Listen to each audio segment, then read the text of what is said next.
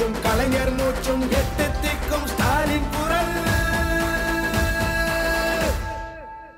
நாமடா அவங்களா பாப்போமா, பொய்கள பொய்கள சாய்ப்போமா, கைகள கைகள கோப்போமா, ஸ்டாலின் குரல் கேட்போமா. ஸ்டாலின் குரல் நமக்காகவே நம்மை காக்கவே. ஸ்டாலின் குரல் எப்பையும் ஒலிக்கும் ஸ்டாலின் குரல். ஸ்டாலின் குரல் நமக்காகவே நம்மை காக்கவே. ஸ்டாலின் குரல் எப்பையும் ஒலிக்கும் ஸ்டாலின் குரல். நாமடா அவங்களா பாப்போமா, பொய்கள பொய்கள சாய்ப்போமா, கைகள கைகள கோப்போமா, ஸ்டாலின் குரல் கேட்போமா. ஸ்டாலின் குரல். இந்தியா கூட்டணி அமைவதற்கு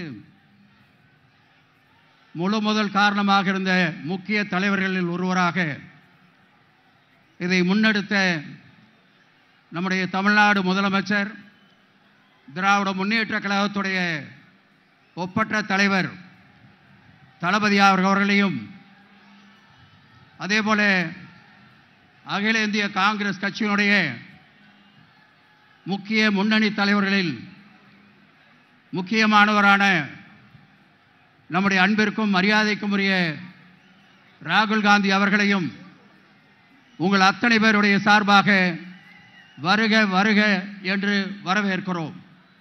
அதேபோல இந்த நிகழ்ச்சியிலே கலந்து கொண்டிருக்கிற அமைச்சர் பெருமக்கள், நாடாளுமன்ற சட்டமன்ற உறுப்பினர்கள், அது மட்டுமல்லாமல் இந்திய கூட்டணி கட்சியினுடைய அனைத்து தலைவர்கள், இரவு பகலாக தேர்தலுக்காக தங்களை அர்ப்பணித்துக் கொண்டு பணியாற்றி கொண்டிருக்கிற அன்பிற்குரிய சகோதர சகோதரிகள் மற்றும் உதயசூரியன் சின்னத்திலே நம்முடைய பொள்ளாச்சி தொகுதியிலே போட்டியிடும் நாடாளுமன்ற வேட்பாளர் அன்பிற்குரிய சகோதரர் ஈஸ்வரசாமி அவர்களுக்கும், உதயசூரியன் சின்னத்திலே கோவை நாடாளுமன்ற தொகுதியிலே வேட்பாளராக போட்டியிடும் கணபதி ராஜ்குமார் அவர்களுக்கும், கை சின்னத்திலே போட்டியிடும் கரூர் நாடாளுமன்ற தொகுதி வேட்பாளர் ஜோதிமணி அவர்களையும் மற்றும் பொதுமக்களையும் இங்கே அனைவருடைய சார்பாக வரவேற்று மகிழ்கிறோம். நன்றி, வணக்கம்.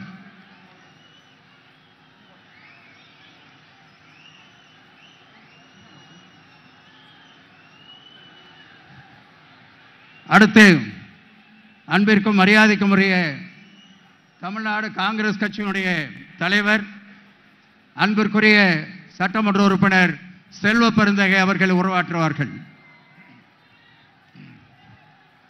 இந்தியா கூட்டணியின் வெற்றிக்கு அச்சாரமிட வந்திருக்கின்ற என் அருமை பெரியோர்களே, தாய்மார்களே, தமிழ்நாட்டின் இந்தியா கூட்டணியின் தலைவராக இருக்கின்ற மாண்புமிகு முதலமைச்சர் எங்கள் அருமை அண்ணன் தளபதி அவர்களே, உங்களிடம் உரையாற்ற வந்திருக்கின்ற இந்த தேசத்தில் RSSற்கும் பிஜேபிக்கும் சிம்ம சொப்பனமாக இருக்கின்ற இந்த தேசத்தின் ஒரே முகம், ஒரே குரல் எங்களுடைய தலைவர் ராகுல் காந்தி அவர்களே,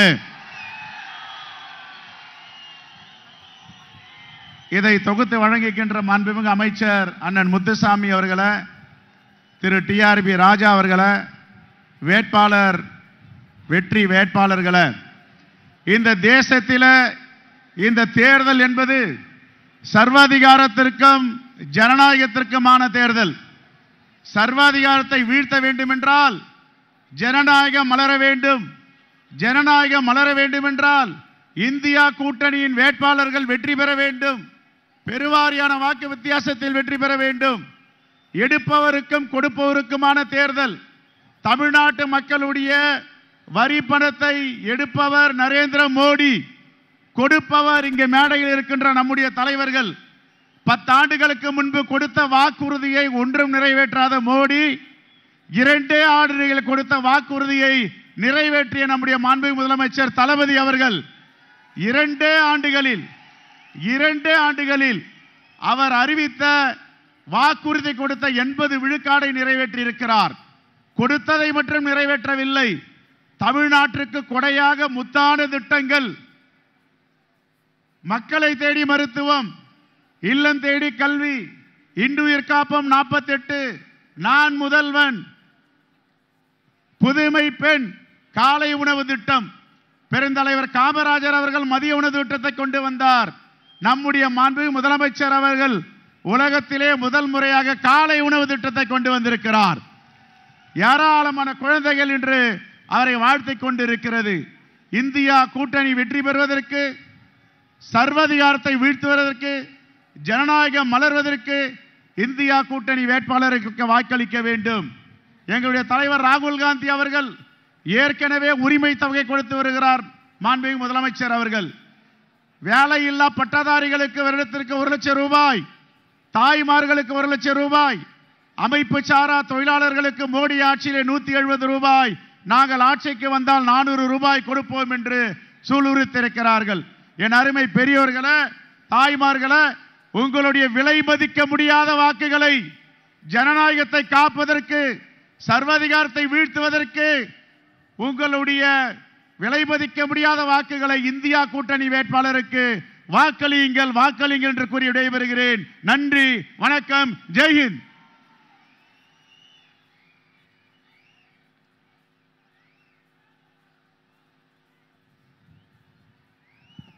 அடுத்தபடியாக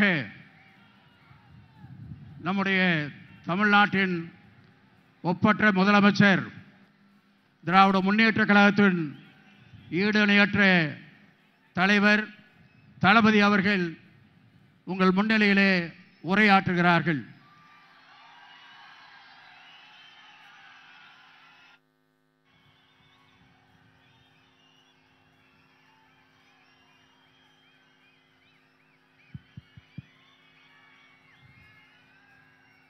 தென்னிந்தியாவின் மான்செஸ்டரான கோவைக்கு வந்திருக்கிறேன். தலைவர் கலைஞர் அவர்களை வளர்த்த அன்பான மக்கள் வாழும் இந்த கொங்கு மண்ணுக்கு வந்திருக்கிறேன். இயற்கை எழில் கொஞ்சக்கூடிய பொள்ளாச்சியும் உள்ளடக்கிய இந்த மாபெரும் கூட்டத்திற்கு வந்திருக்கிறேன். கோவை, பொள்ளாச்சி, கரூர் ஆகிய தொகுதி வேட்பாளர்கள் அறிமுகம் செய்யக்கூடிய இந்த பிரம்மாண்டமான கூட்டத்தில் பங்கெடுத்திருக்கக்கூடிய இந்தியாவினுடைய எதிர்காலம், இந்தியாவினுடைய நம்பிக்கை நாயகன், டியர் பிரதர், என்னுடைய அருமை சகோதரர் ராகுல் காந்தி அவர்களே,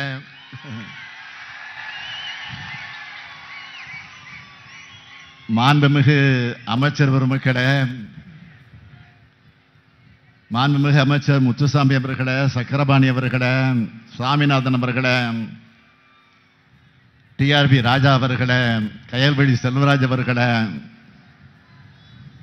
தமிழ்நாடு காங்கிரஸ் கமிட்டியினுடைய தலைவர் அருமை சகோதரர் செல்வ பெருந்தகை அவர்களே, முன்னாள் அமைச்சர்கள் அமைச்சர் கண்ணப்பன் அவர்களே, மதிப்பிற்குரிய EVK சிலங்கோபன் அவர்களே, பொங்கலூர் பழனிசாமி அவர்களே, நாடாளுமன்ற உறுப்பினர்கள் திருச்சி சிவா அவர்களே, PR நடராஜன் அவர்களே, அந்தியூர் செல்வராஜ் அவர்களே, சண்முக சுந்தரம் அவர்களே, அப்துல்லா அவர்களே, மாவட்ட கழகத்தினுடைய செயலாளர்கள் செல்வராஜ், இளபத்மநாபன், கார்த்திக், தளபதி முருகேசன், தொண்டாமுத்து ரவி உள்ளிட்ட கழக நிர்வாகிகளே, ஆதி தமிழர் பேரவையினுடைய தலைவர் அதிகமானவர்களே, காங்கிரஸ் கமிட்டியினுடைய மாவட்ட தலைவர்கள் கணபதி அவர்களே, பகவதி அவர்களே, கருப்பசாமி அவர்களே, மனோகரன் அவர்களே, தென்னரசு அவர்களே, கோவி உள்ளிட்ட காங்கிரஸ் கட்சியினுடைய நிர்வாகிகளே, இந்தியா கூட்டணியினுடைய வேட்பாளர்கள் சகோதரி ஜோதிமணி அவர்களே, கணபதி ராஜ்குமார் அவர்களே, ஈஸ்வரசாமி அவர்களே, தலைமை நிலைய செயலாளர் பூச்சி முருகன் அவர்களை, டாக்டர் மகேந்திரன் உள்ளிட்ட தொகுதி பொறுப்பாளர்களை, ஒருங்கிணைந்த கோவை, திருப்பூர், கரூர் மாவட்டத்தினுடைய நிர்வாகிகளை, இந்தியா கூட்டணி கட்சிகளின் நிர்வாகிகளை, தொண்டர்களை, செயல் வீரர்களை, தோழர்களை, பத்திரிகை மற்றும் ஊடகத்துறையை சார்ந்த அருமை நண்பர்களே, வணக்கத்திற்குரிய வாக்காளர் பெருமக்களே, என் உயிரோடு கலந்திருக்கக்கூடிய தலைவர் கலைஞர் அவர்களின் உயிரினும் உயிரான அன்பு உடன்பிறப்புகளே, அனைவருக்கும் என்னுடைய மாலை வணக்கம். கோவை தொகுதியில் திராவிட முன்னேற்ற கழகத்தினுடைய வேட்பாளராக போட்டியிடும் கணபதி ராஜ்குமார் அவர்கள் இந்த மண்ணின் மைந்தர். கோவையின் வணக்கத்திற்குரிய மேயராக தேர்ந்தெடுக்கப்பட்டு மக்களுக்காக பணியாற்றியவர். அதற்கு முன்னாடி 15 ஆண்டு காலம் கவுன்சிலராகவும் இருந்தவர். ஆங்கில இலக்கியம் படித்தவர். அத்தோடு பத்திரிகை துறையில் டாக்டர் பட்டம் பெற்றவர். கோவை மக்கள் விரும்பக்கூடிய அமைதி குணம் மிக்கவர் கணபதி ராஜ்குமார் அவர்கள். இந்தியா கூட்டணி ஆட்சி அமைந்ததும் கோவையின் அனைத்து தேவைகளையும் எடுத்து சொல்லி பல்வேறு திட்டங்களை கொண்டு வர கணபதி ராஜ்குமார் அவர்களை கோவை நாடாளுமன்ற தொகுதிக்கு இங்க இருக்கக்கூடிய மக்கள் உதயசூரியன் சின்னத்தில் பெருவாரியாக வாக்களித்து வெற்றி பெற வைக்கணும். பொள்ளாச்சி தொகுதியில் திராவிட முன்னேற்ற கழகத்தினுடைய வேட்பாளராக போட்டியிடும் ஈஸ்வரசாமி அவர்கள் கல்வி பணியையும் சமூக சேவையையும் தனக்கு நோக்கமாக கொண்டு செயல்படக்கூடியவர். கடந்த 10 ஆண்டுகளாக கழகத்தின் பல்வேறு பொறுப்புகளை ஏற்று மக்கள் பணியையும் ஆற்றி வந்திருக்கிறார். அத்தகைய மக்கள் தொண்டர் ஈஸ்வரசாமி அவர்களை நாடாளுமன்றத்திற்கு அனுப்பி வைக்க உதயசூரியன் சின்னத்தில் பொள்ளாச்சி மக்கள் உங்கள் வாக்குகள் அளிக்க வேண்டும் என்று கேட்டுக்கொள்கிறேன். அதேபோல் கரூர் நாடாளுமன்ற தொகுதியினுடைய வேட்பாளர் அருமை சகோதரி ஜோதிமணி அவர்களுக்கு கை சின்னத்தில் வாக்களிக்கணும். வேட்பாளர்களை வெற்றி பெற வைக்க தயாராயிட்டீங்களா? வெற்றினா சாதாரண வெற்றி அல்ல, மாபெரும் வெற்றியை தருவீங்களா? அப்புறம் என்ன, வேட்பாளரை இப்போ உட்காரலாம், ஜெயிக்க வச்சுட்டாங்க, உங்களை உட்காரலாம். மார்ச் 22ஆம் தேதி என்னோட பரப்புர பயணத்தை திருச்சியில் தொடங்கினேன். ஒவ்வொரு கூட்டமும் மாநாடு போல நடந்துகிட்டு இருக்கு. அந்த வரிசையில் இந்த கோவை பொள்ளாச்சி கூட்டத்தையும் வெற்றி விழா மாநாட்டை போல ஏற்பாடு செஞ்சிருக்கக்கூடிய அமைச்சர்கள், ஆற்றல் மிகு செயல் வீரர் முத்துசாமி அவர்களுக்கும், அவருக்கு தோளோடு தோல் நின்று களப்பணியாற்றி வரும் தம்பி TRB ராஜா அவர்களுக்கும், பொள்ளாச்சிக்கு பொறுப்பேற்றிருக்கும் கூடிய சக்கரபாணி அவர்களுக்கும், சாமிநாதன் அவர்களுக்கும், கரூருடைய செயல் வீரர் நம்முடைய அன்பிற்கினிய சகோதரர் செந்தில் பாலாஜி அவர்களுக்கும், ஒருங்கிணைந்த மாவட்ட செயலாளர்கள், நிர்வாகிகள் அனைவருக்கும் என்னுடைய வாழ்த்துக்களை, பாராட்டுக்களை நான் தெரிவித்துக் கொள்ள விரும்புகிறேன். இந்த கூட்டம் இவ்வளவு பெரிய மாநாடு போல் நடந்து கொண்டிருக்கிறது சொன்னால் மகுடம் வச்சது போல இந்தியாவினுடைய இளந்தலைவர் சகோதரர் ராகுல் காந்தி அவர்கள் வருகை தந்திருக்கிறார். நாடு சந்திக்க இருக்கக்கூடிய 2ஆம் விடுதலை போராட்டத்தில் காங்கிரஸ் கட்சியினுடைய கைகளை வலுப்படுத்த திமுக தோளோடு தோள் நிற்கிறது. திமுக எப்போதும் சோதனை காலத்தில் காங்கிரஸ் கட்சியோடு இருக்கக்கூடிய கூட்டணி கட்சி. அதே நேரத்தில் எப்பொழுதும் வெல்லும் கூட்டணி நம்முடைய கூட்டணி. அன்னை சோனியா காந்தி மீதும் சகோதரர் ராகுல் காந்தி மீதும் தமிழ்நாட்டு மக்கள் என்றும் தனியாத அன்பும் பாசமும் கொண்டவர்கள். அப்படிப்பட்ட ராகுல் அவர்களை நம்ம ஸ்டைல்ல வரவேற்கணும்னா, ராகுல் அவர்களே வருக, புதிய இந்தியாவுக்கு விடியல் தருக. மீண்டும் சொல்லுகிறேன், பிரதர் ராகுல் அவர்களே வருக, புதிய இந்தியாவுக்கு விடியல் தருக. இந்தியாவின் தென்முனையான தமிழ்நாட்டிலிருந்து நான் வரவேற்கிறேன். சகோதரர் ராகுல் அவர்களுடைய நடைப்பயணத்தை நான் தான் கன்னியாகுமரியில் தொடங்கி வச்சேன். மும்பையில் நடந்த நிறைவு கூட்டத்திலையும் கலந்து கொண்டேன். மக்களிடம் செல், மக்களிடமிருந்து கற்றுக்கொள் என்று பேரறிஞர் அண்ணா வழியில சகோதரர் ராகுல் அவர்கள் தன்னுடைய நடைப்பயணத்தில் மக்களுடன் மக்களாக இருந்து அவங்க பிரச்சனைகளை தெரிஞ்சுக்கிட்டு காங்கிரஸ் தேர்தல் அறிக்கையை உருவாக்கி இருக்கிறார். இந்த எலெக்ஷனோட ஹீரோ யாருன்னு கேட்டீங்கன்னா காங்கிரசினுடைய தேர்தல் அறிக்கை தான். திமுக தொடர்ந்து வலியுறுத்தும் சமூக நீதி அம்சங்கள் காங்கிரஸ் தேர்தல் அறிக்கையில எதிரொலிச்சிருக்கு. முக்கியமான சில வாக்குறுதிகளை மட்டும் சொல்றேன். ஏழை பெண்களுக்கு ஆண்டுக்கு 1 லட்சம் ரூபாய், பெண்களுக்கு ஒன்றிய அரசு பணிகளில் 50 விழுக்காடு இடஒதுக்கீடு, நீட் தேர்வு விலக்கு, நாடு முழுவதும் சாதிவாரி கணக்கெடுப்பு, ஒன்றிய அரசின் 50 விழுக்காடு இடஒதுக்கீட்டை உயர்த்த சட்ட திருத்தம், எஸ்சி எஸ்டி ஓபிசி மாணவர்களுக்கான கல்வி உதவி தொகை 2 மடங்கு, எஸ்சி எஸ்டி ஓபிசி பிரிவினருக்கான காலி பணியிடங்கள் ஓராண்டுக்குள் நிரப்ப உத்தரவாதம். முக்கியமா இந்த கோவை திருப்பூர் மண்டலத்தை கடுமையாக பாதிச்சிருக்கக்கூடிய ஜிஎஸ்டி சட்டத்தை ரத்து பண்ணி புதிய சட்டம். இங்க வேளாண் பெருங்குடி மக்கள் வந்திருக்கீங்க. வேளாண் இடுபொருட்களுக்கு ஜிஎஸ்டி வரி இருக்காது. விவசாயத்துக்கு குறைந்தபட்ச ஆதார விலைக்கு சட்ட அங்கீகாரம். இப்படி மாநிலங்களுக்கும் நாட்டுக்கும் நம்பிக்கை அளிக்கிற வாக்குறுதிகளா ராகுல் காந்தி அவர்கள் கொடுத்திருக்கிறாரு. இன்னொரு பக்கம் பிரதமர் மோடி அவர்கள் எப்பவும் வெளிநாட்டில் டூர்ல இருக்கிறவர்.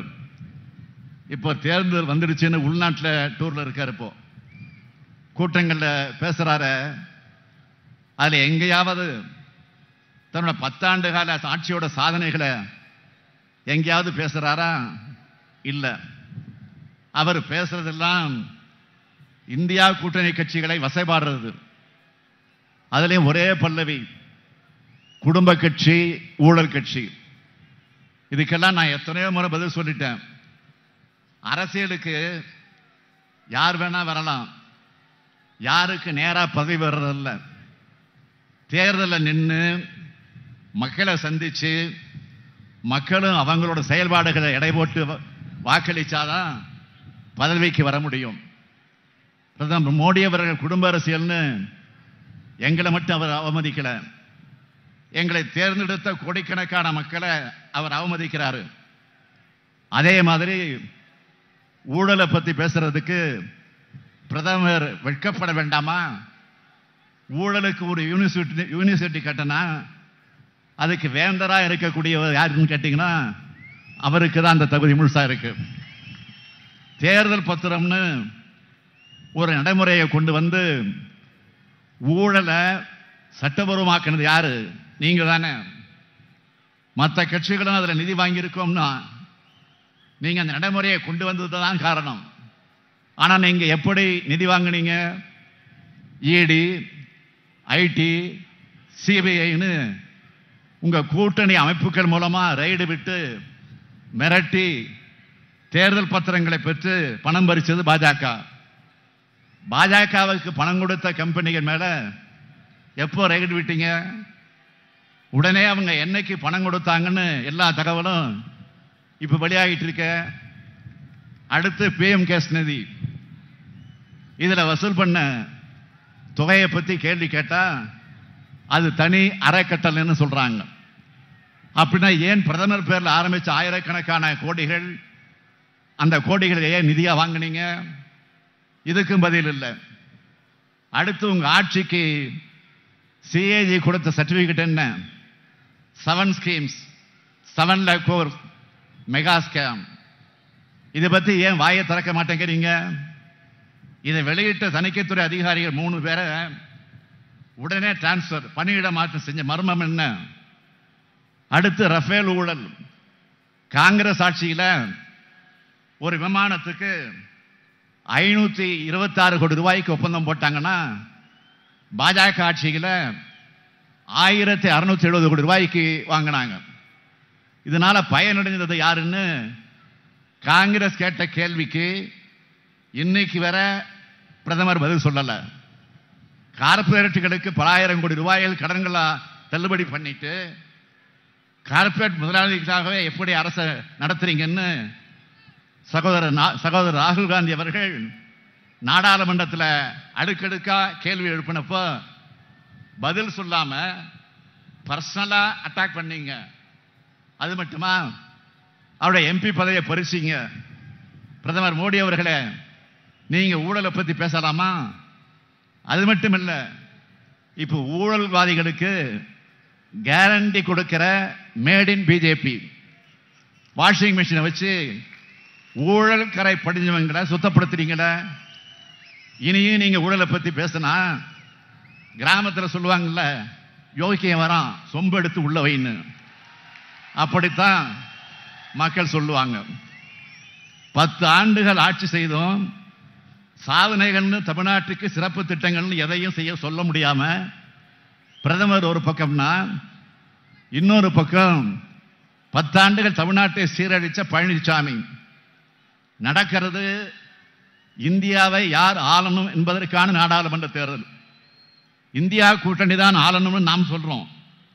ஆனா அதிமுகவை பொறுத்த வரைக்கும் யார் ஆளணும்னு சொல்லாம, யார் ஆளக்கூடாதுன்னு சொல்லாம, யார் தான் உண்மையான எதிரினே தெரியாம, எதுக்காக தேர்தல் நிற்கிறோம்னு என்ற தெளிவே இல்லாம கள்ள கூட்டணிக்கு ஆதாயம் தேடித்தர களத்துக்கு வந்திருக்கிறார் பழனிசாமி. தன்னை சுற்றி அத்தனை பேரையும் முதுகலை குத்தன பழனிசாமி பாஜகவோட கூட்டணியை முறிஞ்சிடுச்சுன்னு சொன்னார். சரி, ஏன் எதிர்த்து பேசலன்னு நாம கேட்டா, பாஜகவை எதிர்த்து பேச முடியாது, அது கூட்டணி நிறுவனம் சொல்றாரு. இப்படிப்பட்டவங்களை பத்தி நாம என்ன பேசுறது?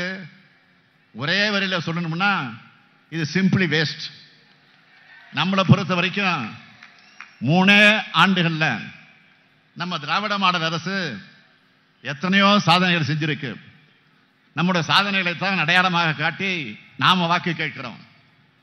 ஒவ்வொரு கூட்டத்திலையும் நம்ம திட்டங்களால பயனடைஞ்ச பயனாளிகளை பத்தி நான் சொல்றேன். நேற்று ஒரு வீடியோ பார்த்தேன்.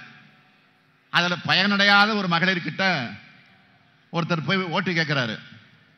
அந்த நபர் அந்த அம்மா கிட்ட, நீங்க யாருக்குமா ஓட்டு போட போறீங்க அப்படின்னு கேட்ட உடனே அந்த அம்மா ஸ்டாலினுக்கு தான் ஓட்டு போடுவேன்னு சொல்றாங்க. நீங்க 1000 ரூபாய் விரும்பத்து வாங்குகிறீங்களா அப்படின்னு அந்த நபர் கேட்கிறாரு. அதுக்கு அவங்க இல்லைன்னு சொல்லிட்டு உடனே அவங்க சொல்றாங்க, எனக்கு கிடைக்கலன்னா என்ன, தேவையான எத்தனையோ மக்களுக்கு உதவுறாரு, நிறைய நல்லது பண்றாரு, அதனால் அவருக்கு தான் ஓட்டு போடுவேன்னு அந்த அம்மா சொல்றாங்க. இப்படி நாம் மக்களுக்கான ஆட்சி நடத்துறோம். நம்ம கூட்டணி சார்பில் பிரச்சாரத்துக்கு போறப்போ 15 லட்சம் சகோதரிகள் எங்க அண்ணன் ஸ்டாலின் கொடுக்கிற தாய் வீட்டு மாசம் 1000 ரூபாய் வாங்குகிறோம்னு சந்தோஷமா சொல்றாங்க.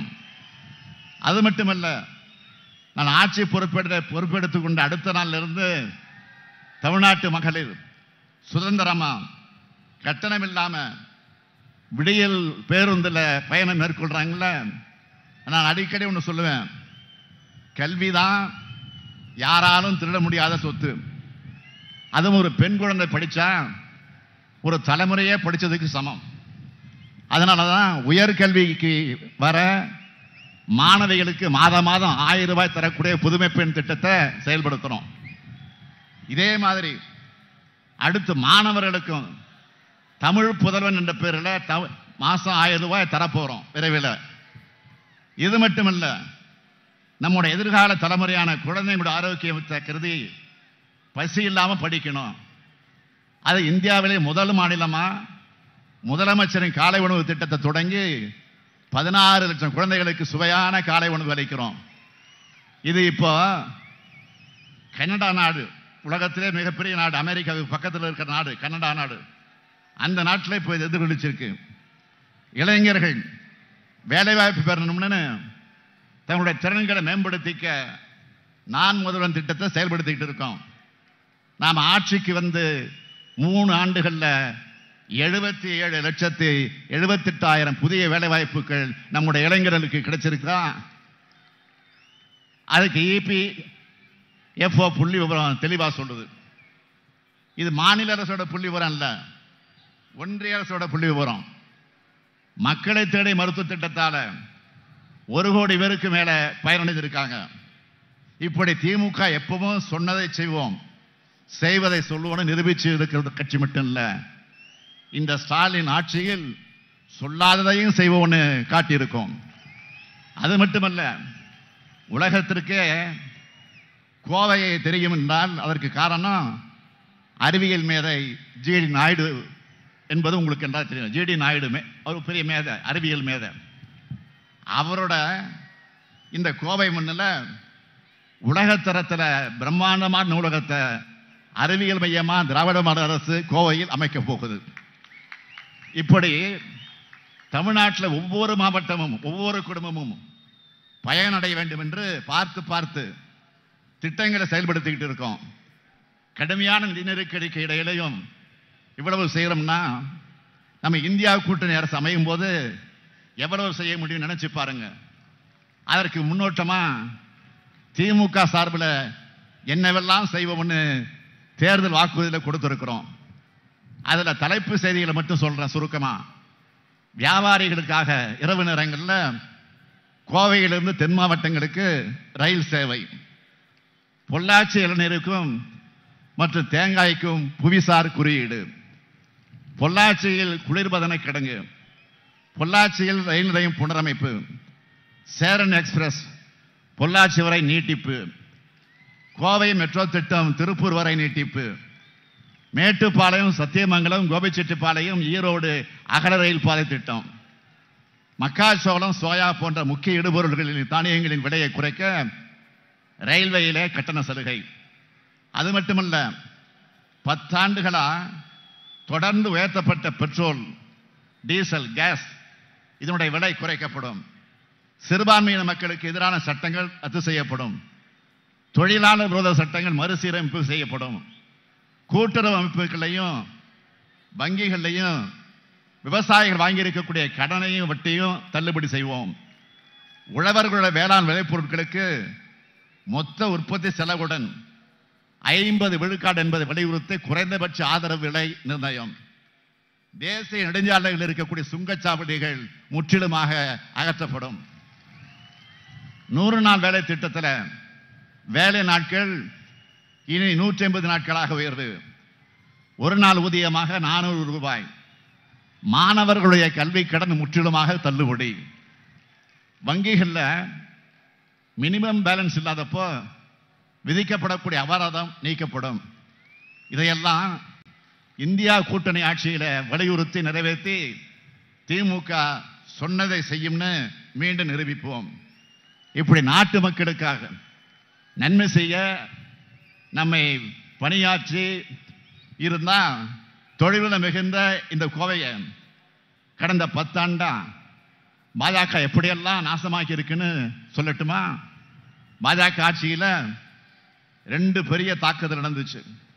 ஒன்று, கருப்பு பணத்தை ஒழிக்கிறேன்னு சொல்லி ஏழைகளுடைய சுருக்கு பையில் இருந்த பணத்தையும் பறிச்ச பண மதிப்பு இழப்பு நடவடிக்கை தான் முதல் தாக்குதல். இதனால பணப்புழக்கம் குறைஞ்சிச்சு, பல தொழில்கள் முடங்கி போச்சு. 2வது தாக்குதல், GSTன்னு ஒரு சட்டத்தை கொண்டு வந்து இந்த கோவையில் முதலாளிகளாக இருந்தவங்கெல்லாம் கடனாளிகளாக ஆக்கினாங்க. பலர் தங்க கம்பெனிகளை இழுத்து மூடுற நிலைக்கு தள்ளிட்டாங்க. அது மட்டுமல்ல, வங்கதேசம் கூட பாஜக அரசு போட்ட ஒப்பந்தத்தால இங்க உருவான நூலும் துணியும் தேங்கி கிடக்குது. 35 விழுக்காடு மில்கள் மூட வேண்டிய நிலையில இந்த மேற்கு மண்டலம் இருக்கு. 2 முறை கோவை பகுதிக்கு வந்து கொங்கு பகுதி எனக்கு மிகவும் நெருக்கமான பகுதின்னு பிரதமர் பேசினார்ல. திமுக தமிழ்நாட்டுக்கான வளர்ச்சி திட்டங்கள் தடுக்குதுன்னு சொன்னார. எப்படிப்பட்ட வழிகட்டண போய் இந்த கோவை பொதுக்கூட்ட மேடையில் இருந்து நான் பகிரங்கமாக ஒரு குற்றச்சாட்டை முன்வைக்கிறேன். தமிழ்நாட்டை சார்ந்த ஒரு மிகப்பெரிய தொழில் நிறுவனம் 6500 கோடி ரூபாய் முதலீட்டில் கோவையை சேர்ந்த 10,000 பேருக்கு வேலை வாய்ப்பு அளிக்கக்கூடிய முதலீட்டை மேற்கொள்ள முடிவாச்சு. தமிழ்நாடு அரசு கூட இதுக்கான எல்லா பேச்சுவார்த்தைகளையும் முடிச்சு வச்சிருந்தோம். ஆனால் அவங்களை மிரட்டி அந்த தொழில் திட்டத்தை குஜராத்துக்கு மாற்றிட்டாங்க. இதுதான் கோவைக்கான பாஜகவினுடைய போலி பாசம். எதிர்காலத்தில் மிகப்பெரிய வாய்ப்புகள் வரும். செமி கண்டக்டர் தொழில் திட்டத்தை குஜராத் மாநிலத்துக்கு மிரட்டி மடை மாத்தினது தான் பாஜக. இப்படி கூச்சமே இல்லாம இப்போ ஓட்டி கட்டு வரீங்க.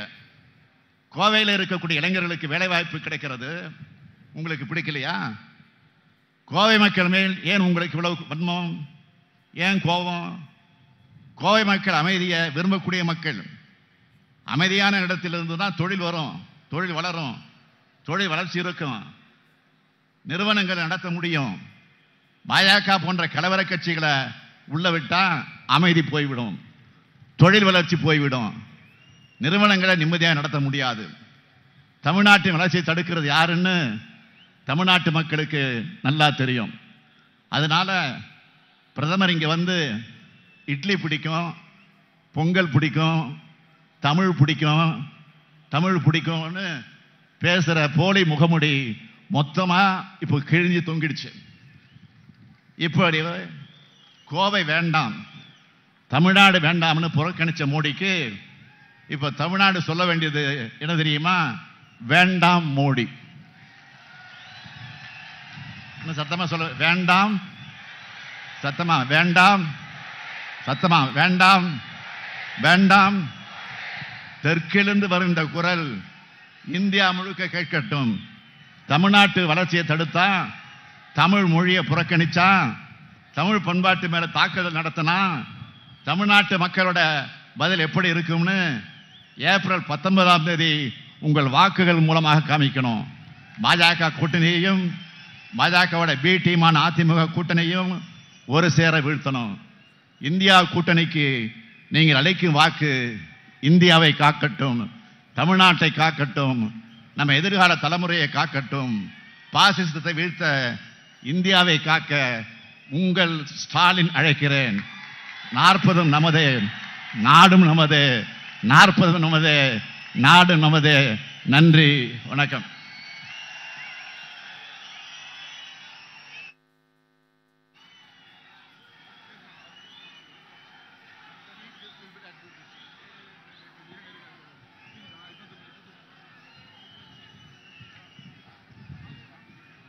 இந்த கூட்டத்திலே கலந்து கொண்டிருக்கிற லட்சக்கணக்கான பேரை நாங்கள் வரவேற்றோம். இப்பொழுது நம்முடைய கூட்டத்திற்கு வெளியிலே உள்ளே வர முடியாமல் பல்லாயிரக்கணக்கிலே சகோதர சகோதரிகள் நிற்கிறார்கள். அவர்களையும் அனைவருடைய சார்பாக வரவேற்று, அடுத்தபடியாக நம்முடைய தளபதி அவருடைய மனதிலே எவ்வளவு பெரிய இடத்தை பிடித்திருக்கிறார் என்பதை நாம் இப்பொழுது உணர்ந்திருக்கிறோம். அப்படிப்பட்ட நம்முடைய காங்கிரஸ் கட்சியுடைய மூத்த தலைவர்களே ஒருவராக இருக்கிற நம்முடைய ராகுல் காந்தி அவர்கள் இங்கே உரையாற்றுவார்கள். அந்த உரையை அன்பிற்குரிய அண்ணன் நாடாளுமன்ற உறுப்பினர் அண்ணன் திருச்சி சிவா அவர்கள் நமக்காக மொழிபெயர்ப்பார்கள்.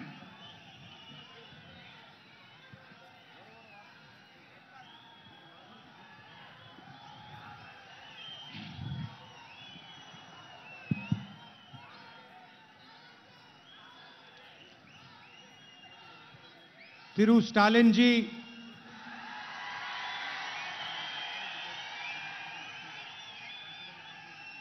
Dr. Ajay Kumar ji, Selva Perun Thagai ji, our candidates, Ganapati Rajkumar ji, Ishwar Swami ji, and Jyotimani ji, leaders of the India Alliance sitting on the stage, my dear Tamil brothers and sisters, friends from the media. மரியாதைக்குரிய தமிழக முதல்வர் ஸ்டாலின் அவர்களே, திரு அஜய்குமார் அவர்களே, திரு செல்வ பெருந்தகை அவர்களே, வேட்பாளர்கள் கணபதி ராஜ்குமார் அவர்களே, ஈஸ்வரசாமி அவர்களே, ஜோதிமணி அவர்களே, இந்தியா கூட்டணியினுடைய முன்னணி தலைவர்களே, என் தமிழ் சகோதர சகோதரிகளே, உங்கள் அனைவருக்கும் வணக்கம்.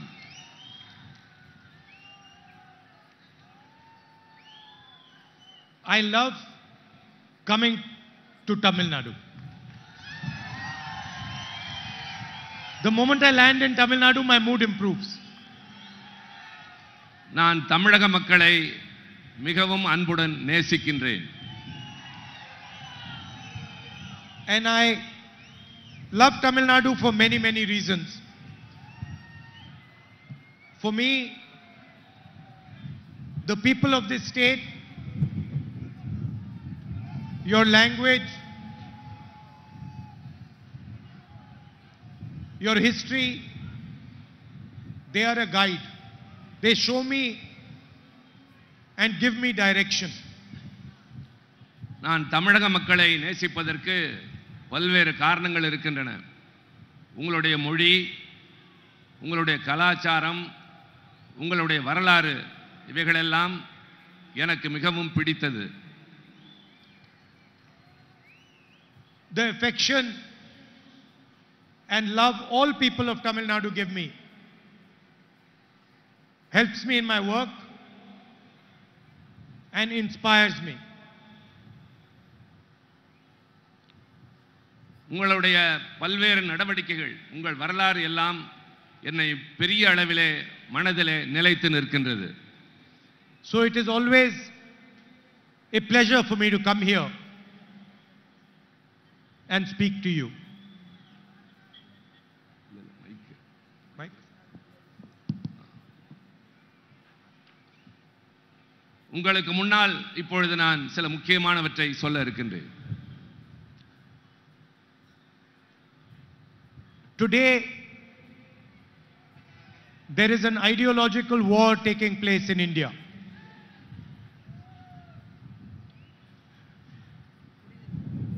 Why don't you come? இன்றைக்கு ஒரு பெரிய தத்துவ போராட்டம் நடைபெற்றுக் கொண்டிருக்கின்றது.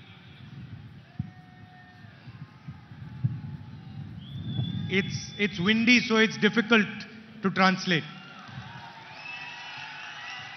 You translate that. ஒரு மிகப்பெரிய தத்துவ போராட்டம் நடைபெற்றுக் கொண்டிருக்கின்றது. Because soon a storm is going to come in India and this Narendra Modi is going to be ejected from the government.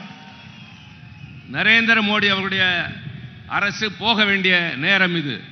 I say Narendra Modi, but actually it is Adani government. It should be called the Adani government, not the Narendra Modi government. இது நரேந்திர மோடியினுடைய அரசு அல்ல, உண்மையை சொல்ல வேண்டும் என்றால் இது அதானியினுடைய அரசு. Because anyway all the work is done for Adani. காரணம் நரேந்திர மோடி எல்லாவற்றையும் அதானிக்காகவே செய்து கொண்டிருக்கின்றார். Whenever he wants anything, whether it is an airport, a port, highway, infrastructure, a mine, whenever he wants something, somehow the government of India just gives it to him. Nepal சாலைகள், துறைமுகம், அதே மாதிரி எதுவாக இருந்தாலும் விமான நிலையம் போன்றவற்றை அவர் விரும்பினால் அதானிக்கு உடனே நரேந்திர மோடி அவர்கள் தந்து விடுகின்றார். He wanted the Bombay airport. the owners of the Bombay airport got a CBI inquiry, and a few weeks later, they handed the airport over to Mr. Adani, and the CBI inquiry disappeared. Bombay airport விமான நிலையம் ஒருவர் கையில் இருந்தது. அதை அதானி விரும்பினார்.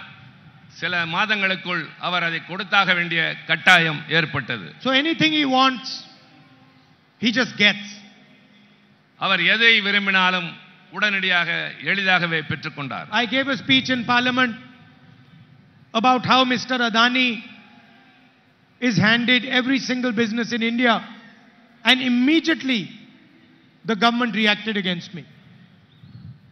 நான் நாடாளுமன்றத்திலே அதானி எப்படியெல்லாம் இந்த அரசாங்கத்திலே சலுகைகள் பெறுகிறார் என்று பேசிய உடனேயே என் மீது நடவடிக்கை எடுக்கப்பட்டது. They took away my Lok Sabha membership. Within a few weeks, I was thrown out of the Lok Sabha. என்னுடைய மக்களவை உறுப்பினர் பொறுப்பை பறித்து சில வாரங்களிலேயே என்னை வெளியே தூக்கி எறிந்தார்கள். It was strange. The moment I raised the Adani issue, immediately they took away my membership and my house. நான் அதானியினுடைய பிரச்சனையை நாடாளுமன்றத்தில் எடுத்த உடனேயே என்னுடைய மக்களவை உறுப்பினர் பொறுப்பை மட்டுமல்ல நான் குடியிருந்த வீட்டையும் பறித்தார்கள். I was quite happy that they took my house. I didn't want the house. நான் உள்ளபடியே அந்த வீட்டை எடுத்ததில் மகிழ்ச்சி அடைந்தேன். எனக்கு அது தேவையில்லை. There are millions of houses that I have in India in the hearts of my people. எனக்கு இந்தியாவிலே லட்சக்கணக்கான வீடுகள் உங்களுடைய இதயங்களிலே இருக்கின்றது. Millions of people in Tamil Nadu will open the door of their house for me. லட்சக்கணக்கான தமிழ்நாட்டு மக்கள் எனக்காக தங்கள் வீட்டு கதவை திறந்து வைப்பார்கள். Because I don't have a political relationship with you. I have a loving family relationship with you. எனக்கும் உங்களுக்கும் அரசியல் ரீதியான உறவு அல்ல. உங்களுக்கும் எனக்கும் குடும்ப ரீதியான நெருக்கமான உறவு. You are very wise people. You are an ancient civilization. You know how to recognize people very quickly. நீங்கள் மிகவும் புத்திசாலிகள். உங்களுடைய நாகரிகம் ரொம்ப தொன்மையானது. யாரை எப்படி மதிக்க வேண்டும் என்று உங்களுக்கு நன்றாகவே தெரியும். And you know that this man who has come, who's speaking to us, has real feeling in his heart for the people of Tamil Nadu. You can tell that. யார் வந்து நம்மிடம் உண்மையாக பேசுகிறார்கள் என்பதை கேட்கிற போதே நீங்கள் முடிவு செய்து விடுவீர்கள். See, you have a history here. உங்களுக்கென்று ஒரு தனியான வரலாறு இருக்கின்றது. I am speaking here, you cannot see, but the history is over here in front of me. உங்களுடைய வரலாறு நான் பேசுகிற போதே என்னுடைய மனதிலே ஓடிக்கொண்டிருக்கின்றது. Periyarji, Anadurai, Kamaraj, Kalagnar. Periyar, Annadurai, Kalaignar, Kamarajar. All these people, they emerge from the wisdom of the Tamil people. அவர்களெல்லாம் தங்களுடைய அறிவாற்றலின் மூலமாக மக்களுடைய மனதிலே இடம்பெற்றிருக்கின்றார்கள். And they are just not leaders. They are people who represent the soul of Tamil Nadu. அவர்கள்தான் உண்மையான தலைவர்கள். தமிழ்நாட்டு மக்களுடைய உளப்பூர்வமான உணர்வை பிரதிபலித்த தலைவர்கள். And when they spoke, the whole world listened because they knew that these are not individuals speaking. This is the voice of the Tamil people speaking. அவர்கள் பேசியதை உலகமே கேட்டது. காரணம் அவர்கள் பேசியது உள்ளத்திலே இருந்து உங்களுக்காக தமிழ்நாட்டு மக்களை பற்றி பேசியது எல்லா இடங்களிலும் எதிரொலித்தது. And now the voice of the Tamil people is asking a few simple questions. இப்பொழுது தமிழ்நாட்டு மக்களுடைய குரல் சில மிக சாதாரண எளிமையான கேள்விகளை எழுப்புகின்றது. It is asking Narendra Modi, Mr. Adani and the RSS these questions. அது நரேந்திர மோடி அவர்களை, அதானி அவர்களை, RSS இந்த தொடர்ச்சியை பற்றி கேள்வி கேட்கிறார்கள். The first question is, why are you attacking our language, our history and our tradition? முதல் கேள்வி, எதற்காக எங்கள் வரலாற்றை, எங்கள் மொழியை, எங்களுடைய பாரம்பரியத்தை நீங்கள் அவதூறாக பேசுகிறீர்கள். You come here and you say, I like dosas. நீங்கள் இங்கு வந்து எனக்கு தோசை பிடிக்கும் என்று சொல்கிறீர்கள். And then you go back to Delhi and you say, one nation, one leader, one language. நீங்கள் டெல்லிக்கு திரும்பியவுடன் ஒரே நாடு, ஒரே தலைவர், ஒரே மொழி என்று பேசுகிறீர்கள். Why one language? ஏன் ஒரே மொழி? Why not space for Tamil? Why not space for Bengali? Why not space for Kannada? ஏன் தமிழ் Why not மொழிக்கு? space for Manipuri? ஏன் தமிழ் மொழிக்கு, கன்னட மொழிக்கு, தெலுங்கு மொழிக்கு, மற்ற மொழிகளுக்கெல்லாம் நீங்கள் பேசக்கூடாது? So you come here, you tell the people of Tamil Nadu you like dosa, and then you insult them, and you attack their culture, their history, their language. இங்கு வந்து தோசை பிடிக்கும் என்கிறீர்கள், ஆனால் இங்கிருந்து போனவுடன் இந்த கலாச்சாரத்தையும் இந்த மொழியையும் நீங்கள் அவதூறாக பேசுகிறீர்கள். At the same time, you say you like dosa, and Tamil farmers are starving. Tamil youth are unemployed. You destroyed small and medium industry by carrying out demonetization and a flawed GST. For the first time in Indian history, farmers are paying tax. நீங்கள் தோசை பிடிக்கும் என்று சொல்கிறீர்கள், ஆனால் தமிழ்நாட்டு மீனவர்கள், தமிழ்நாட்டு விவசாயிகள் தற்கொலை செய்து கொண்டு சாகிறார்கள். இளைஞர்கள் வேலை இல்லாமல் தவித்துக் கொண்டிருக்கின்றார்கள். ஜிஎஸ்டி என்பதை கொண்டு வந்து மக்களை வாட்டி வதைக்கிறீர்கள். பண மதிப்பிழப்பு நடவடிக்கையின் மூலமாக மிக மோசமான நிலைமைகளை நாடு சந்தித்தது. Modi ji, you might like dosa, you might like vadas also, but that is not the issue here. உங்களுக்கு தோசை மட்டுமல்ல, வடை கூட பிடிக்கலாம், ஆனால் அதுவல்ல இப்போது பிரச்சனை. Nobody cares whether you like dosa, you like vada. We care whether you like the Tamil language. உங்களுக்கு தோசை பிடிக்குமா, வடை பிடிக்குமா என்பது எங்களுக்கு பிரச்சனை அல்ல. We care. தமிழ் மொழியை பிடிக்குமா என்பதுதான் We கேள்வி. care whether you respect Tamil history. நாங்கள் தமிழுடைய வரலாற்றை மதிக்கிறோம். And we care about what you are doing for the future of this country and Tamil Nadu. நாங்கள் தமிழ்நாட்டுக்கும் இந்த நாட்டுக்கும் என்ன செய்கிறீர்கள் என்பதை கவனமாக கண்காணித்துக் கொண்டிருக்கிறோம். My brother Stalin, elder brother Stalin,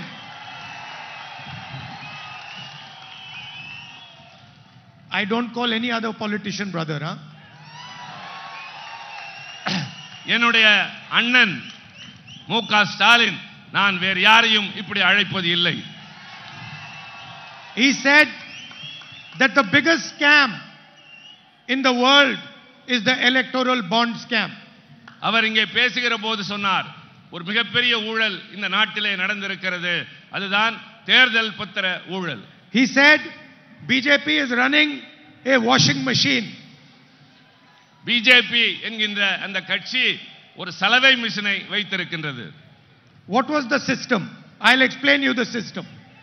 அது என்ன முறை என்பதை நான் உங்களுக்கு விளக்குகிறேன். First, Mr. Modi says, I want to clean politics. முதலில் மோடி சொன்னார், நான் அரசியலை சுத்தப்படுத்த போகிறேன் என்று. Then he says, I am going to bring a new scheme called the electoral bond scheme, where whoever donates money will be anonymous. Nobody will know their name. பின்னர் இன்னொரு திட்டத்தை கொண்டு வருகிறார், தேர்தல் பத்திரம் என்பது.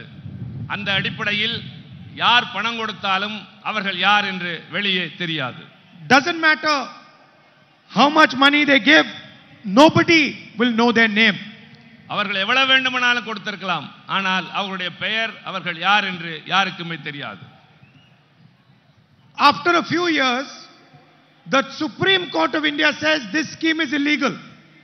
கொஞ்ச நாட்கள் கழித்து உச்சநீதிமன்றம் சொன்னது, இந்த திட்டம் என்பது சட்டவிரோதமானது என்று சொன்னது. Please release the names of all the people who gave money to the BJP. உடனடியாக யார் யாரெல்லாம் பிஜேபிக்கு பணம் கொடுத்தார்கள் என்ற விவரத்தை தெரிவிக்க வேண்டும் என்று உச்சநீதிமன்றம் உத்தரவிட்டது. For a few weeks, the banks didn't release the names. கொஞ்ச நாட்கள் அந்த வங்கி எந்த விவரத்தையும் வெளியிட மறுத்துவிட்டது. Then the court said, please hurry up and release the names, and the names came out. பின்னர் நீதிமன்றம் நடவடிக்கை எடுப்பேன் என்று சொன்னவுடன் அந்த பெயர்கள் வெளிவர ஆரம்பித்தன. Thousands of crores of rupees went straight to the BJP. ஆயிரக்கணக்கான கோடி ரூபாய் நேரடியாக பிஜேபியின் கணக்கிற்கு சென்றது. And then we started to look at the names and the dates when the money was given. அந்த பெயர்கள், கொடுத்த தேதி, எவ்வளவு பணம் என்று எல்லா தகவல்களும் வெளியாகின. And that's where Mr. Modi's genius became visible. அப்பொழுதுதான் திரு மோடி அவர்களை பற்றி வெட்ட வெளிச்சத்திற்கு எல்லாம் வந்தது. Company has a CBI inquiry, an ED inquiry, an income tax inquiry, and a few days later they pay money to the BJP. And then a few days after that the case is closed and the CBI inquiry is shut down. ஒரு company மீது CBI வழக்கு தொடுக்கிறது, அமலாக்கத்துறை வழக்கு தொடுக்கிறது, வருமான வரித்துறை சோதனை செய்கிறது. உடனே அவர்கள் கொஞ்ச நாள் கழித்து பிஜேபிக்கு தேர்தல் நிதி தருகின்றார்கள். அதற்கும் பின் கொஞ்ச நாள் கழித்து அந்த வழக்குகள் எல்லாம் திரும்ப பெறப்படுகின்றன. The Indian media of course doesn't say any of this because they are controlled by the same person who controls the government, Mr. Adani. இந்த அரசாங்கத்தை கட்டுப்படுத்துகிறவர் தான் இந்த காரியங்களை எல்லாம் செய்கிறார். But this is normally called extortion. This is called extortion. இதுதான் சமூகத்திலே அவர்கள் செய்கின்ற மிகப்பெரிய அவலம். When you threaten somebody and then take money from them, this is called extortion. இப்படி யாரையாவது மிரட்டி வாங்குவதற்கு பெயர்தான் அச்சுறுத்தல் என்று சொல்லுவது. The second thing that became apparent was, again, if you looked at the dates, you found that in many cases a contract was given to a businessman and then a few weeks later suddenly that businessman gave money to the BJP. திடீரென்று ஒரு கம்பெனிக்கு ஒரு பெரிய ஒப்பந்தத்தை கொடுக்கிறார்கள். கொடுத்த கொஞ்ச நாட்களிலேயே அவர்கள் பிஜேபிக்கு தேர்தல் நிதி தருகின்றார்கள். Meaning, for the largest contracts in the country, thousands of crores, highways, mines, these businessmen were giving a cut to the BJP. மிகப்பெரிய நிறுவனங்களுக்கு சுரங்கங்களை, சாலைகளை, கோடிக்கணக்கான ஆயிரக்கணக்கான கோடி ரூபாய்க்கு அவர்கள் வாரி வாரி வழங்கினார்கள். This is the single biggest act of corruption done by anybody in the world. இந்த உலகத்திலேயே இவர்கள் செய்த ஊழலில் இது ஒரு சிறு பகுதிதான். And Mr. Narendra Modi calls it cleaning politics. ஆனால் நரேந்திர மோடி தன்னை சுத்தமான அரசியல்வாதி என்று அழைத்துக் கொள்கிறார். Yes, and my brother calls it the washing machine. அதைத்தான் என்னுடைய அண்ணன் சொல்கிறார், அவர் சலவை மிஷின் வைத்திருக்கிறார் என்று. And nothing has been done for the poor people of India. அவர் எதையுமே உருப்படியாக செய்தது இல்லை. Highest rate of unemployment in the last 40 years. Highest rate of unemployment in the last 45 years. வேலையில்லா திண்டாட்டம் கடந்த சில ஆண்டுகளாக மிகவும் அதிகரித்துக் கொண்டே போகின்றது. 83% of the unemployed are youth. 83 விழுக்காடு வேலை இல்லாதவர்கள் அத்தனை பேரும் இளைஞர்கள். India today is more unequal than it was under the British. India British ஆட்சியில் இருந்ததை விட மோசமான நிலையில் இருக்கிறது. And 22 Indian people, 22 of India's richest people have as much money as 70 crore citizens have. 22 பகுதி மக்கள் 70 கோடி மக்களுடைய பணத்தை அவர்களே சொந்தமாக வைத்திருக்கிறார்கள். 30 farmers kill themselves every single day. 30 விவசாயிகள் ஒரே நாளிலே தற்கொலை செய்து கொண்டு சாகிறார்கள். And Narendra Modi gave 16 lakh crores or 24 years of Manrega money to 20-25 businessmen by waiving their loans. 16 லட்சம் கோடி மகாத்மா காந்தி ஊரக வேலை வாய்ப்பு திட்டத்திற்கு தருவதை சில பெரிய பணக்காரர்களுக்கு வாரி வழங்கினார் Narendra Modi. So what is the India Alliance going to do in response to what Modi and Adani have done. இந்த சூழ்நிலையில் இந்தியா கூட்டணி இந்த நரேந்திர மோடி அதானி கூட்டணிக்கு என்ன செய்ய போகிறது? The first thing we are going to do is address the issue of unemployment in the country. முதல் கட்டமாக நாங்கள் செய்ய போவது வேலையில்லா திண்டாட்ட பிரச்சனையை வேகமாக There are 30 lakh vacant government jobs. We are going to hand those jobs to the youth of this country. 30 லட்சம் பணியிடங்கள் இந்த நாட்டிலே காலியாக இருக்கின்றன. நாங்கள் ஆட்சிக்கு வந்தவுடன் முதல் வேலையாக அந்த பணியிடங்களை நிரப்புவோம். Rich families send their children to do apprenticeships. They get trained, they get paid, and they go and work in private companies.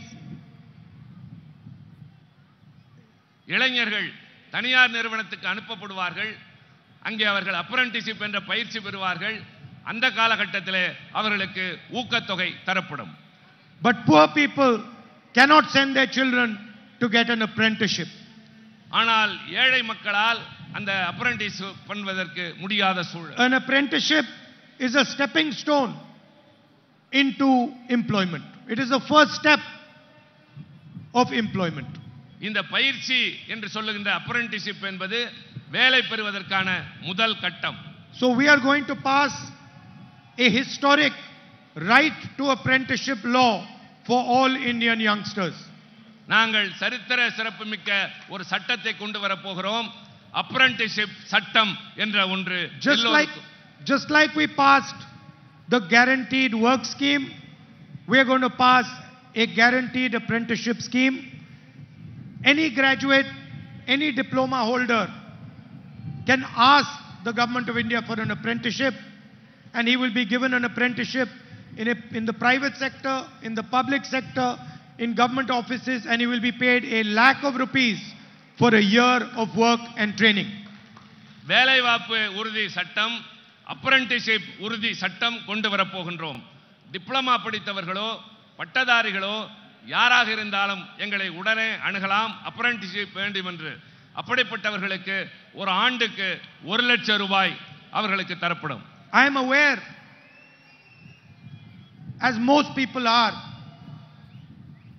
that Tamil youngsters and families have a problem with NEET. எனக்கு நன்றாகவே தெரியும், தமிழ்நாட்டு இளைஞர்களுக்கு ஒரு மிகப்பெரிய பிரச்சனை NEET தேர்வு. How Tamil people are educated, what exams they take, is the business of the people of Tamil Nadu. Tamil மாணவர்கள் எப்படியெல்லாம் கல்வி கற்கிறார்கள் என்பது எல்லோருக்கும் நன்றாக தெரியும். We will ensure that you decide whether you want to take NEET or you don't want to take NEET. We will leave it to the people of Tamil Nadu. We will leave it to the wisdom of the people of Tamil Nadu. எங்களுடைய புதிய திட்டம் என்பது NEET என்பது உங்களுக்கு தேவையா இல்லையா என்பதை தமிழ்நாட்டினுடைய வசத்திலேயே விட்டுவிடப் போகின்றோம். I saw Tamil farmers protesting in Jantar Mantar in Delhi. தமிழ்நாட்டு விவசாயிகள் டெல்லி ஜந்தர் மந்தரில் வந்து போராடியதை நான் நேரடியாக கண்டேன். I went and stood there. I spoke to them, and I want to tell all Tamil farmers that we are going to guarantee you a legal minimum support price for your produce. நான் அங்கு சென்று அவர்களை நேரடியாக சந்தித்து பேசினேன். இப்பொழுது தமிழ்நாட்டு விவசாயிகளுக்கு நான் தருகின்ற உத்தரவாதம் குறைந்தபட்ச ஆதார விலை நிச்சயமாக எங்கள் அரசு தரும். People who sell other products get a fair price for their products. I don't see why farmers cannot get a fair price for their products. நியாயமான விலை அவருடைய உற்பத்தி பொருளுக்கு விவசாயிகளுக்கு நாங்கள் கட்டாயமாக தருவோம். So we are going to give them a legal minimum support price. சட்ட ரீதியாக அவர்களுக்கு குறைந்தபட்ச ஆதார விலையை நிச்சயமாக தருவோம். Mr. Modi forgave 16 lakh crores of bank loans to India's richest individuals. Modi அவர்கள் 16 லட்சம் கோடி ரூபாயை தனிப்பட்ட பெரிய முதலாளிகளுக்கு வங்கியிலிருந்து வாரி வழங்கினார். We are going to waive farmers' loans like we did the last time we were in government. Modi பெரிய பணக்காரருடைய பணத்திற்கு நிவாரணம் தந்தார்.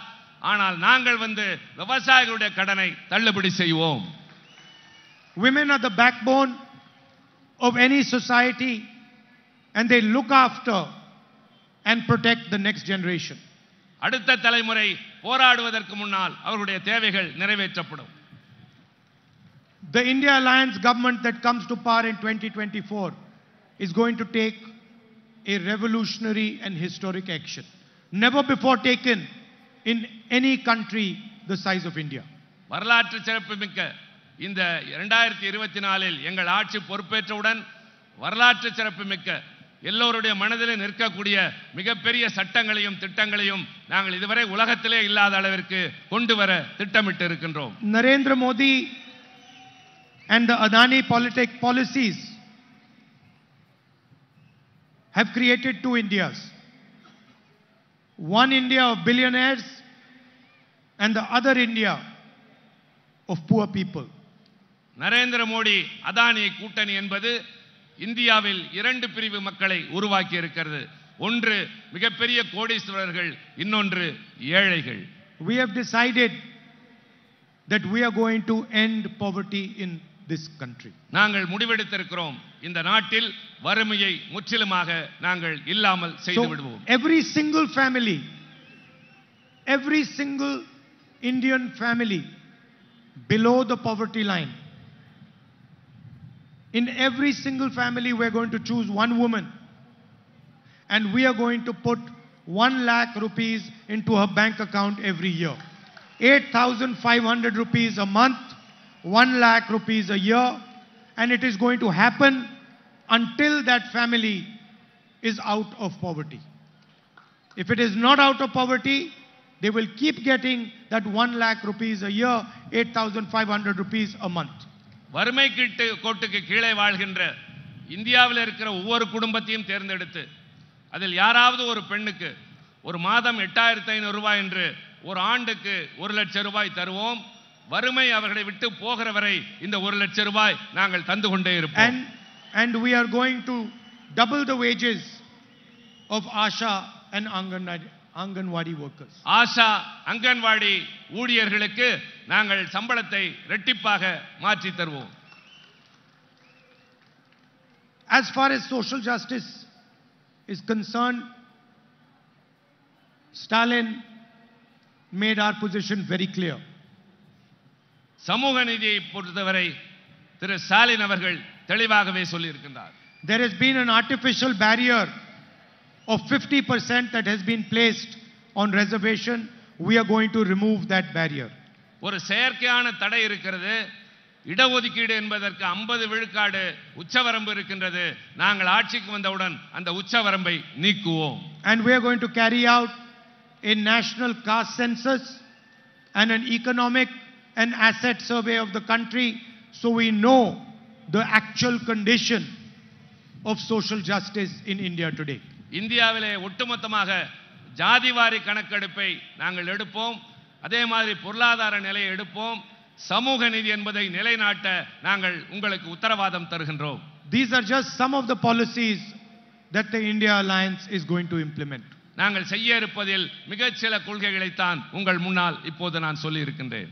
I would like to end by saying this is now an ideological battle. This is no longer a normal election. இது சாதாரணமான தேர்தல் அல்ல, இது ஒரு தத்துவ போர். The rights of the Tamil people, the rights of all the people of our country, their histories, their languages, their way of life is protected by the Constitution of India. இந்த நாட்டு மக்களுடைய வரலாறு, மொழி, அவர்களுடைய உரிமைகள் அத்தனையும் அரசியல் சட்டத்தின் அடிப்படையில் நிச்சயமாக எங்களால் பாதுகாத்து தரப்படும். The Constitution is not an ordinary book. It is the soul, it is the voice of India's people. அரசியல் சட்டம் என்பது ஒரு புத்தகம் அல்ல, அது இந்திய நாட்டு மக்களுடைய ஆத்மா. And that soul and that voice is being attacked by the Prime Minister and by the RSS. அந்த மிக உயர்ந்த அரசியல் சட்டத்தினுடைய ஆத்மா நரேந்திர மோடி அவர்களாலும் RSS அவர்களாலும் குறிவைத்து தாக்கப்படுகின்றது. India's institutions belong to all its people. They do not belong to an organization. They do not belong to the RSS. India என்பது மக்களுக்கான நாடே தவிர அது RSS என்ற ஒரு அமைப்பிற்கு சொந்தமானது அல்ல. Today, most vice chancellors who are defining the way we educate our children come from the RSS. இன்றைக்கு பல பல்கலைக்கழகங்களில் இருக்கின்ற துணைவேந்தர்கள் RSS என்னுடைய தத்துவ அடிப்படையில் மாணவர்கள் என்ன கல்வி கற்க வேண்டும் என்று சொல்லுகிறார்கள். The bureaucratic system, the election commission, the legal system are all being infiltrated by the RSS, and the RSS is placing their people in all these institutions. இந்த நாட்டில் இருக்கிற அதிகார வர்க்கம், சட்டத்துறை, தேர்தல் ஆணையம் போன்றவற்றையெல்லாம் RSS என்னுடைய தாக்கம் மிக அதிகமாக இருக்கின்றது. This is an attack on the very idea of our nation. இது நம்முடைய அடிப்படை நாட்டினுடைய கோட்பாட்டையே தாக்குவதாக இருக்கின்றது. It is an attack on the union of India. இது இந்திய நாட்டின் ஒன்றியத்தின் மீது தொடுக்கப்படுகின்ற தாக்குதல். The BJP has clearly said that they are going to change the constitution if they win the election. BJP உறுதியாக இருக்கிறது அரசியல் சட்டத்தை தங்களுக்கு சாதகமாக மாற்றிக் கொள்வதற்கு. And as I've already told you, they are systematically attacking the democratic structure. They're systematically attacking democracy. Using the agencies, using intimidation, using the CBI, ED, income tax department. அவர்கள் CBI, அமலாக்கத்துறை, வருமானத்துறையை வைத்து திட்டமிட்டு இது மாதிரி அமைப்புகளின் மீது தாக்குதல் தொடுக்கின்றார்கள். These agencies are not the personal property of the Prime Minister. இந்த நாடு என்பது பிரதம மந்திரியினுடைய சொந்த உரிமை சொத்து அல்ல. These agencies belong to India. They belong to the people of the states of India. They belong to the people of Tamil Nadu. இந்த நாட்டில் இருக்கிற மக்களுக்கு சொந்தமான நாடு இது. And the Prime Minister has no right to treat the agencies the way he does, as if they're his personal property. பிரதம அமைச்சருக்கு இது மாதிரி துறைகளை அவர் விருப்பத்திற்கு தகுந்தாற்போல் பயன்படுத்திக் கொள்வதற்கு எந்த விதமான யோகியதையும் இல்லை, முகாந்திரமும் இல்லை. So it is a fight between those who want to protect the constitution, those who want to protect democracy in this country, and those who are attacking it. அரசியல் சட்டத்தை பாதுகாக்க நினைக்கிறவர்கள், இந்த நாட்டினுடைய சொந்த தன்மைகளை பாதுகாக்க நினைக்கிறவர்கள் இன்றைக்கு இந்த பெரிய முயற்சியை நாங்கள் எடுத்திருக்கிறோம். And I can assure you that those protecting the constitution, those protecting democracy, the India Alliance is going to win the election. அரசியல் சட்டத்தை பாதுகாக்கிற, ஜனநாயகத்தை பாதுகாக்கிற இந்தியா கூட்டணி இந்த தேர்தலில் நிச்சயமாக வெற்றி பெறும் என்று நான் அறுதியிட்டு கூறுகின்றேன். I'd like to thank all of you for coming here this evening. There are 3 of our candidates, 2 of them from the DMK, Jyotimani from the Congress party.